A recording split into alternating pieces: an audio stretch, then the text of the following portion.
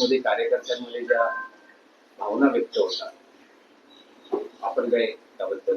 अजिबात नाही. बघा, अजितदादांनी कालच अग्नी दिलेला आहे. अजितदादांचं जाणं या धक्क्यात सावरलेला नाही. तरी जर कोणी त्यांच्या नावानं राजकारण करत असेल तर ते सर्वस्वी चुकीचं आहे. एकतर त्यांचा कुटुंबावरचा आघात मोठा आहे. त्यांचे जे तळागाळाचे वरचे सोडून द्या, ते मंत्री वगैरे ते त्यासाठी झालेले असतात, बरं का.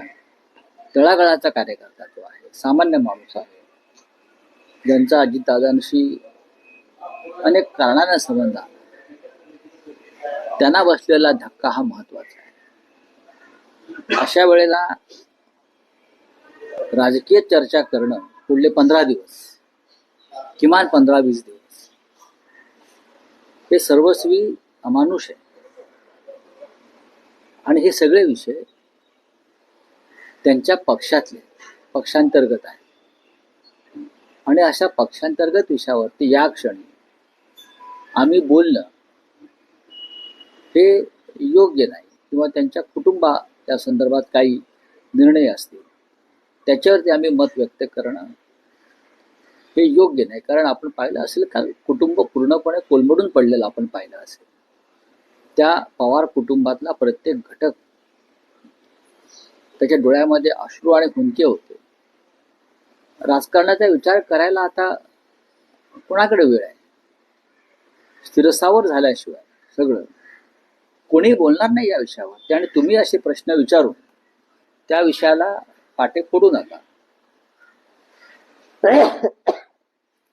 सुनेत्रा पवार यांनी नेतृत्व स्वीकारलं. आता मी काय बोललो?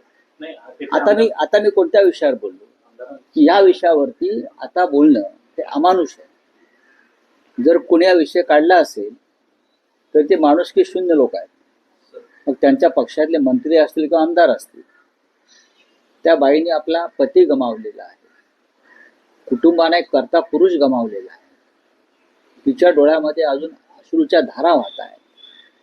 अशा वेळेला तुम्ही कोणी नेतृत्व करावं ह्याच्यावरती आता पत्ते आणि डाव खेळत असाल तर ते अमानुष आहे. म्हणजे त्याच्यावरती मी बोलणार नाही. आता काल तुम्ही एक मागणी केली की जो अपघात झाला त्याची सखोल चौकशी करण्यात येईल.